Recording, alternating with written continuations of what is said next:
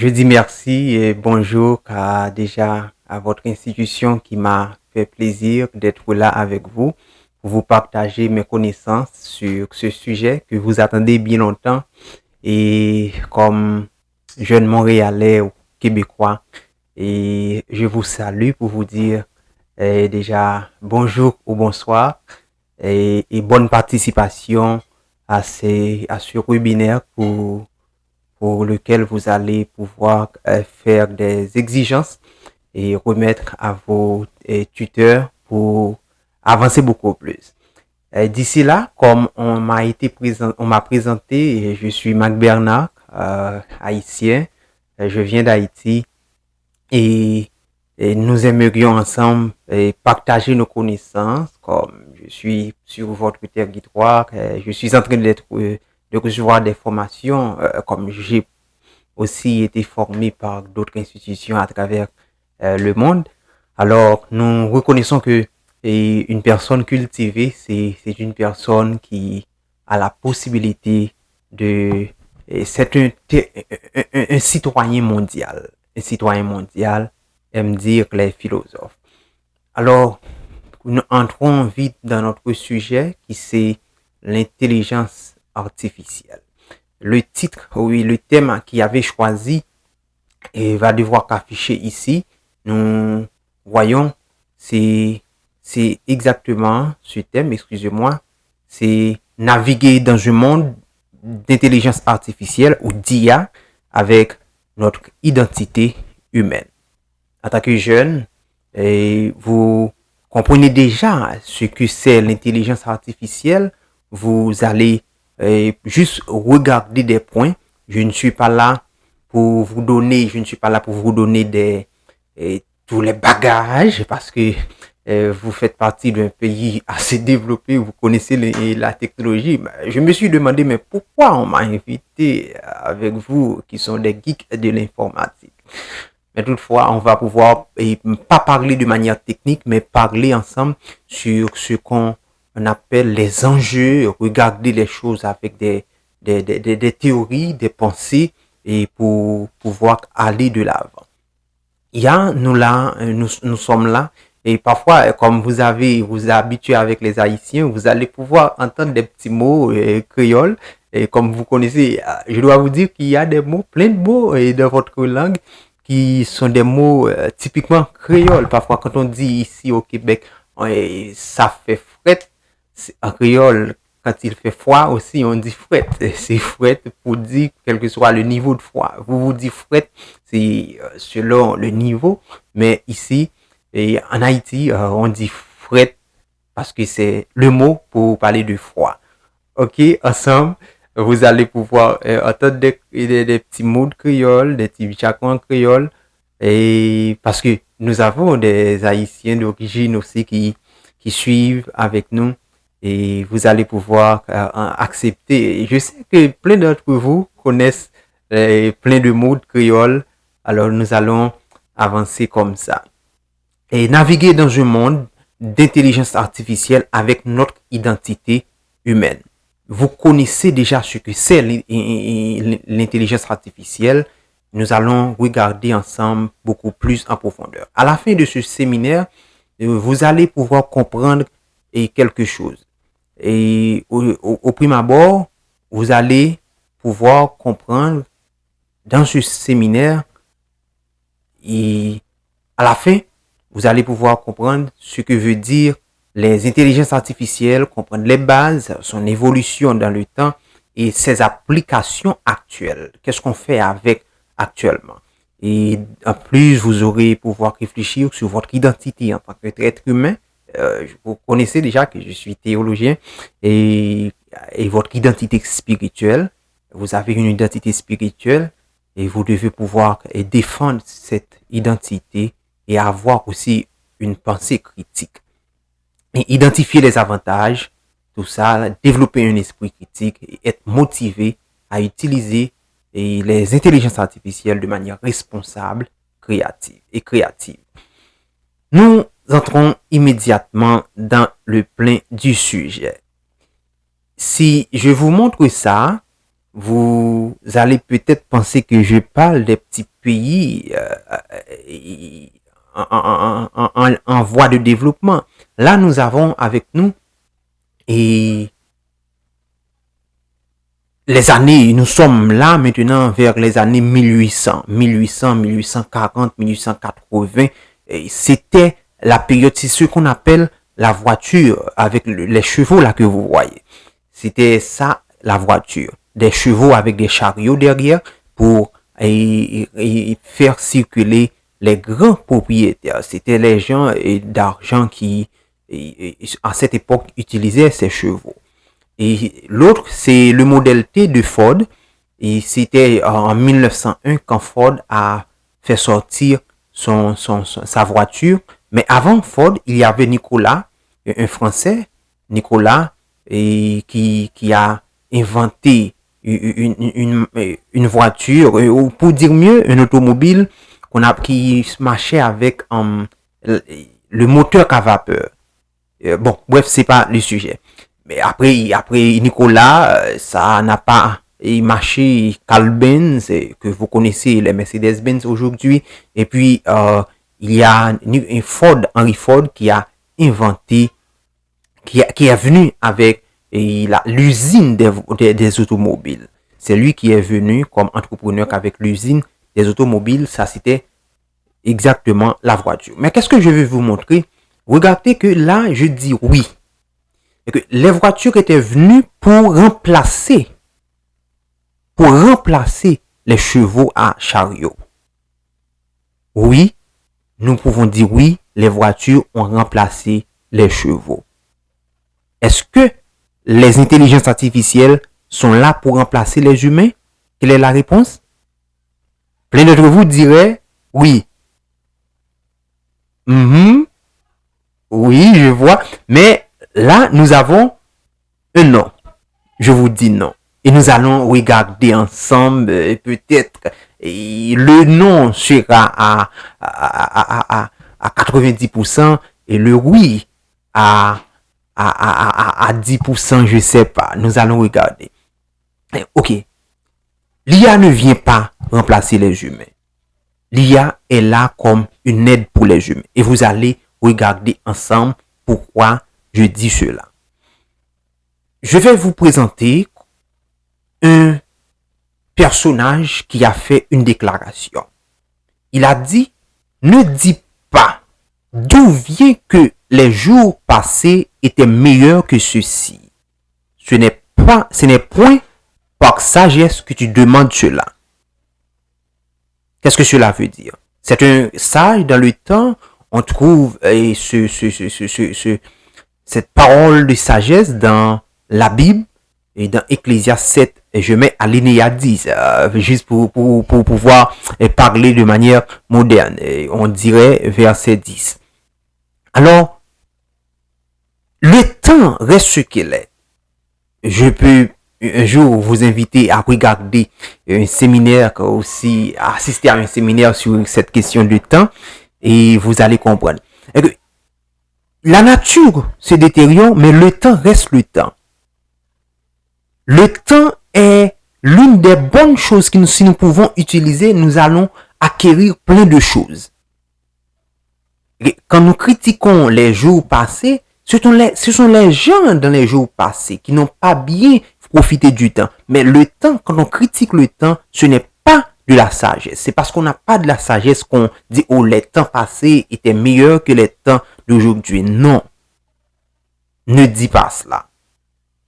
Et vous allez regarder ensemble et que IA n'est pas là pour remplacer les humains, mais cette question du temps, un jour, peut-être vos tuteurs vont pouvoir m'inviter à venir vous parler du temps, et comme je l'ai évoqué avec une base biblique pour comprendre la pensée biblique, la pensée et la sagesse des auteurs bibliques, qu'est-ce que cela veut dire. Maintenant, avançons pour voir si l'IA ne vient pas remplacer. Vous posez la question, mais qu'est-ce qu'il vient faire? Qu'est-ce qu'elle vient faire dans nos vies aujourd'hui? Quelle est la place de l'IA? Quelle est la place de l'IA? Par analogie, ensemble, regardons quelque chose. Vous connaissez cela. La façon dont on tapait les lettres dans le temps. Vous voyez? Il y a une façon qu'on tapait les lettres avec des machines dactylographie pour taper. Mais est-ce que dans ce temps, on pouvait corriger les lettres s'il y a une faute même s'il y a une faute dans un seul mot, on va devoir révoquer complètement. Et imaginez, on tapait déjà on devait taper 100 lignes dans une feuille, on a déjà tapé 80 parce qu'il y a une erreur, soit on prenait des liquides paper pour faire et pour effacer et corriger à la plume, mais on ne peut pas faire grand chose. Soit si c'est un document officiel, on doit révoquer, on doit mettre de côté cette feuille pour continuer à retaper. Mais voilà, c'est le monde où l'ordinateur est venu, on a remplacé cela par les traitements. Ce que nous faisons dans le temps, les calculs qui étaient difficiles à corriger, les lettres, Microsoft Word et Doc et plein d'autres sont venus pour corriger cela. Et c'est ce que nous apprenons aujourd'hui. Le suite Microsoft, l'ordinateur, l'informatique bureautique est venu pour traiter les dossiers et pour nous aider à mieux faire et à mieux perfectionner nos différentes tâches et contenus que nous avons, les différents textes que nous avons. C'est pour une analogie pour vous dire que l'intelligence artificielle est venue pour nous aider à mieux traiter la façon dont nous faisons une chose. Quelle a été cette chose? Regardons ensemble. Nous, dans le temps, on utilisait voilà, là, je vous présente beaucoup de moteurs de recherche. Pour faire une recherche, qu'est-ce qu'on fait? On est allé sur Google, on tape quelque chose, et puis soit sur DuckDuckGo, différents moteurs de recherche qui sont affichés par devant vous, on est allé, on tape, le moteur de recherche vous présente plein de pages. Vous allez déjà avoir besoin du temps pour analyser les différentes lectures, les différentes pages pour trier l'information que nous avons besoin. Mais l'intelligence artificielle est venue faire la même chose.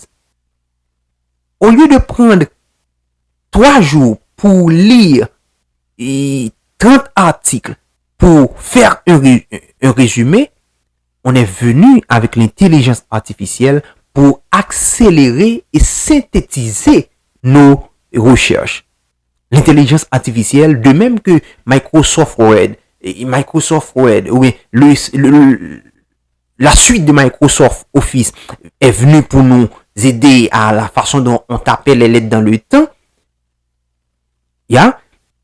Aujourd'hui, nous avons l'intelligence artificielle qui nous aide dans la manière dont nous faisons les recherches sur les différents moteurs de recherche. Laisse-moi vous parler pendant ce temps comment les recherches se faisaient dans le temps depuis l'Antiquité jusqu'à aujourd'hui. Regardons cette graphe comme un escalier. Regardons. Nous avons, dans le temps, on avait la transmission orale. On sort du bas pour aller vers le haut. La transmission orale. La transmission orale, c'est comment cela se faisait. Il y avait les disciples qu'on appelait les mathétères en grec, que les didaskalos qui étaient les maîtres devraient pouvoir donner l'information à son élève, à son disciple, et le disciple, lui, qu'est-ce qu'il fait? Le disciple, quand on lui donne l'information, il doit capter l'information.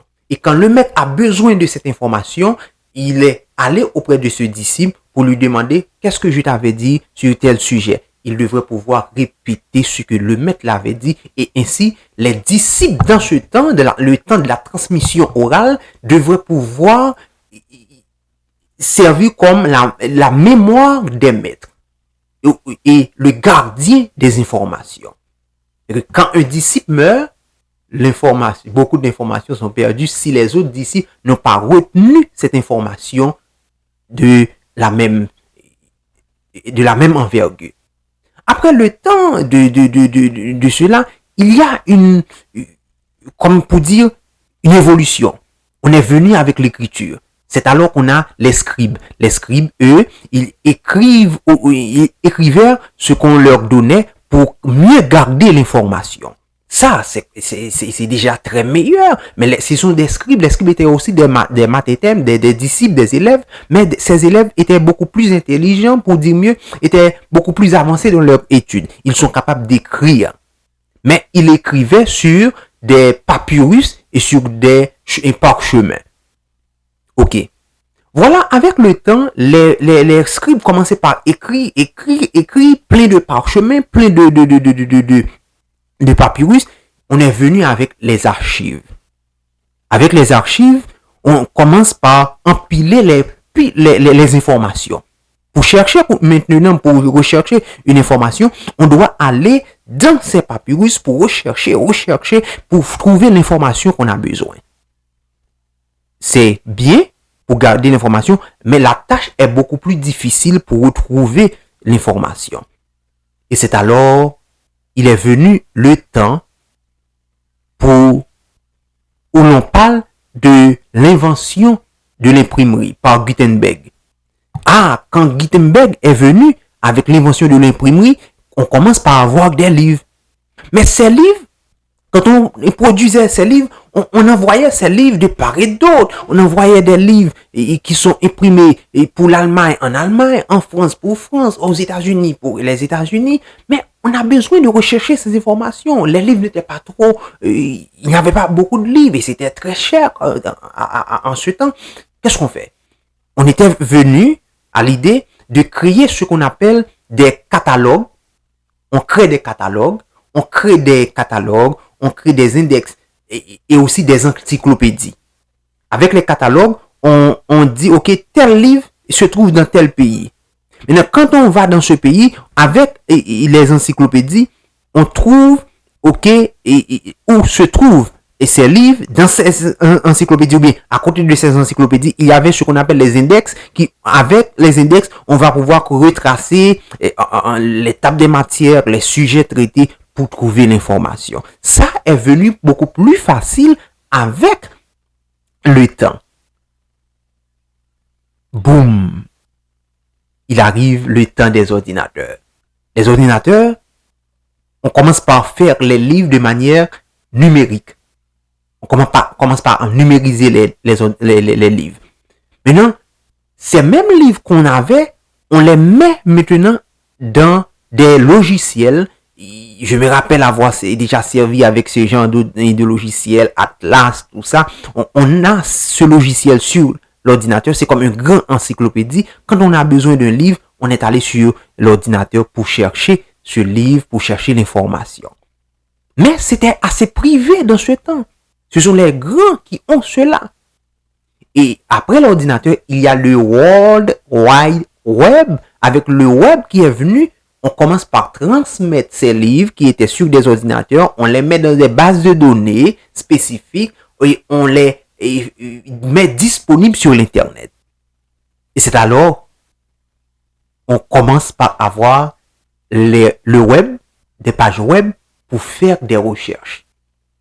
On commence par avoir les moteurs de recherche qui commencent par donner des informations. Au lieu de posséder un ordinateur, je peux aller dans un cybercafé, je fais les recherches et j'ai l'information à travers un moteur de recherche. Mais en ce temps, les moteurs de recherche étaient très difficiles. On donne des informations. Quand vous demandez quelque chose sur comment faire,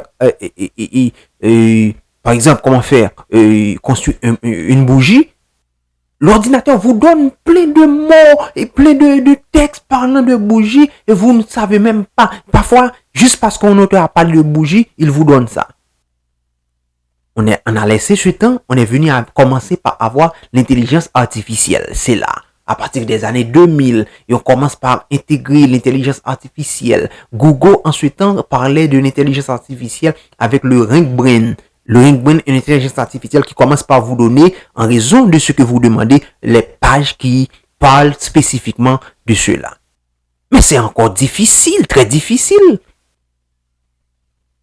Alors, il a commencé par développer. On arrive au temps où il y a des intelligences artificielles dans dans les pages web pour donner plus de précision.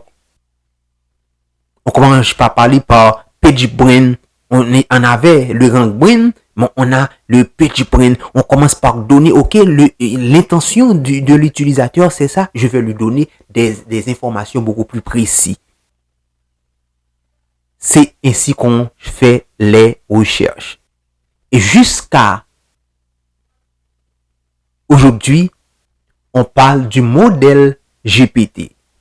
Encore une intelligence artificielle, mais selon un modèle spécifique. C'est alors on vient par comprendre que le temps de chercher des informations sur les pages web, sur les moteurs de recherche est révolu. Avec l'intelligence artificielle, au lieu de chercher l'information pour trier, parce que je n'ai pas le temps, parce que l'homme est en train, depuis la nuit des temps, l'homme est en train de diminuer le nombre de temps la distance, ou bien le temps qui lui sépare de ce qu'il doit faire. Avec cela, on commence par faire beaucoup mieux, on commence par avoir, et avec l'intelligence artificielle, on commence par avoir moins de temps pour passer sur l'Internet, à faire des recherches. Vous voyez, on sort de la transmission orale pour chercher l'information. C'était difficile. Un élève est beau être trop lent pour donner l'information. On arrive jusqu'au temps de modèles intelligence artificielle, des modèles de chat GPT qu'on a aujourd'hui, les modèles GPT pour arriver à faire les recherches beaucoup plus faciles. Maintenant que vous avez compris pourquoi l'intelligence artificielle est là, je vous ai dit que l'intelligence artificielle n'est pas là pour nous remplacer. Vous commencez par comprendre. Et elle est là maintenant pour nous aider à voir clair, à diminuer le temps que nous prenons pour faire des recherches. C'est ça. Maintenant, posons la question. C'est quoi l'intelligence artificielle? C'est quoi l'intelligence artificielle? Vous connaissez mieux que moi ce que c'est? Je sais que vous connaissez mieux que moi ce que c'est.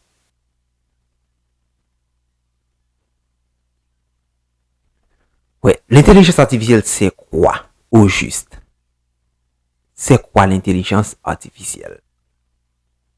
On définit l'intelligence artificielle comme c'est affiché comme un processus d'imitation de l'intelligence humaine qui repose sur la création d'applications et l'application de l'algorithme et des algorithmes avancés exécutés dans un environnement informatique dynamique. Son but est de permettre à des ordinateurs de penser et d'agir comme des êtres humains.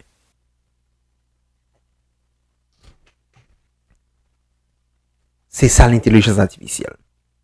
On a créé l'intelligence artificielle pour faire des tâches comme les humains. Comme les humains. Elles agissent comme des humains. On fait les tâches. Mais comment les humains agissent, on va voir ça tout à l'heure. Mais il est important de vous parler un petit peu de l'histoire de l'intelligence artificielle parce que beaucoup pensent que l'intelligence artificielle est nouveau. Non, ce qui fait le buzz aujourd'hui, c'est l'intelligence artificielle générative. C'est le modèle GPT. Mais depuis la nuit des temps, on commence par parler de l'intelligence artificielle dans sa miniature. Il se peut que l'intelligence qu'on avait dans le temps n'était pas trop sophistiquée comme aujourd'hui, mais on savait parler de l'intelligence artificielle et on commence par parler de l'intelligence artificielle comme c'est affiché là depuis les années 1936.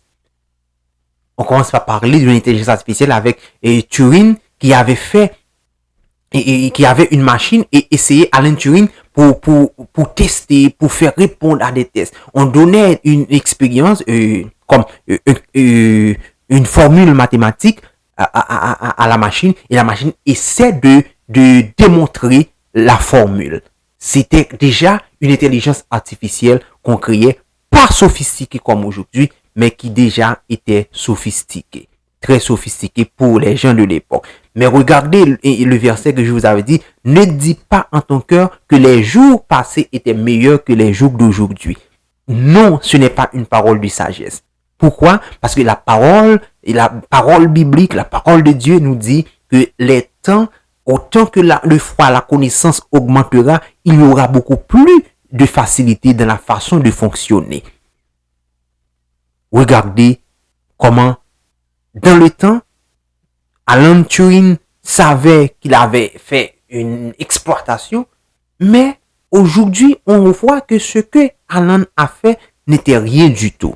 Mais dans son temps, c'était extraordinaire. De même, pour notre temps, ce que nous avons, que nous appelons le modèle GPT, dans 30 ans, les jeunes qui vont inventer vont dire qu'est-ce que vous faisiez là en votre temps? C'est exactement ça. Regardez les voitures à chevaux, c'était vraiment des voitures pour eux. Aujourd'hui, on parle des voitures qui sont complètement, vraiment très rapides et très sophistiquées. Mais l'intelligence artificielle, on commence par trouver l'idée, c'est à partir de la loi de Moore, le professeur Gordon Moore, qui est un cofondateur. Le professeur Gordon Moore est le cofondateur de la Mac Intel. Sur vos ordinateurs, que vous avez les microprocesseurs Intel, les microprocesseurs AMD, et aujourd'hui, Apple qui commence par créer ses propres microprocesseurs. Mais le professeur Gordon Moore avait fait une prédiction. Et par sa prédiction, et c'est là, vous devez pouvoir comprendre qu'il y a des informations, des gammes d'informations que vous trouvez. Si vous l'analysez, vous allez faire des richesses. Le professeur Gordon Moore a fait une déclaration pour dire que chaque 18 mois, on aurait besoin beaucoup plus de transistors. Les transistors seront beaucoup plus petits. On parle de l'informatique là, de l'informatique dans sa partie technique. Les transistors que vous connaissez dans les pièces électroniques, tout ça. Et il a dit que chaque 18 mois, on aura beaucoup plus de transistors. Les jeunes, ou bien les inventeurs, les scientifiques de l'époque ont analysé cela, et à force que les transistors commencent par avoir, les puces commencent par avoir beaucoup plus de transistors, l'ordinateur commence par devenir beaucoup plus intelligent, beaucoup plus facile, beaucoup plus rapide. Et avec cela, on commence par avancer. Et jusqu'à 1950, on a eu vraiment un test de Turing. En 1966, on a développé une intelligence qu'on appelait ELIZA, qui se comportait comme un psychologue, un psychothérapeute qui posait des questions et qui répondait machinalement selon des programmations. Mais on commence par devenir les experts système. Expert système était vraiment une intelligence artificielle commence par penser vraiment comme intelligence artificielle. Puis, on a Deep Blue, créé par Google. On a IBM de Watson.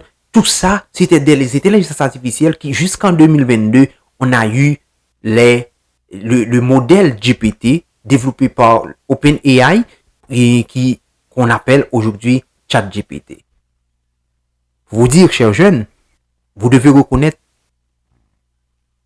parmi tout ce que nous disons jusqu'ici, on n'est pas encore dans la phase de l'intelligence artificielle qu'on appelle l'intelligence artificielle AGI. Là, on est dans ANI, si on pouvait dire en français. C'est Artificial Narrow Intelligence. C'est là, on est dans l'intelligence artificielle faible.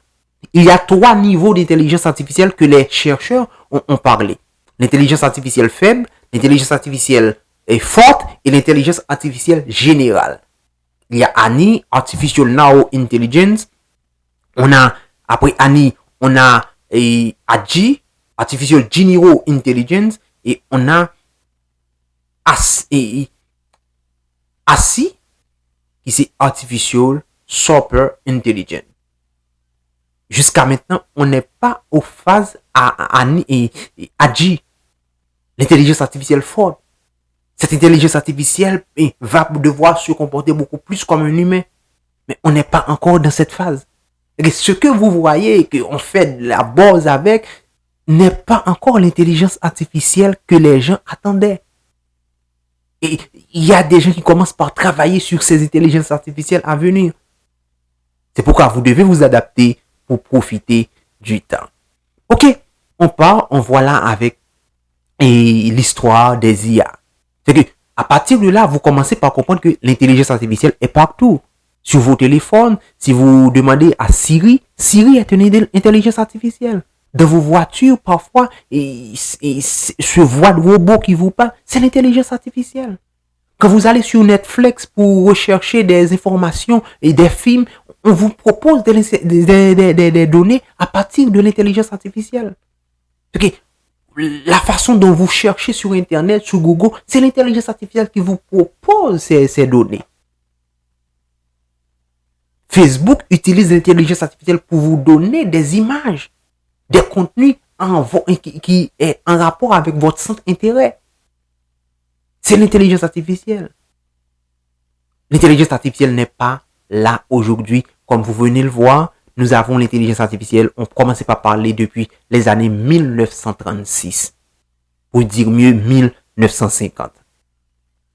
Maintenant, aujourd'hui, regardons les différents niveaux d'intelligence artificielle.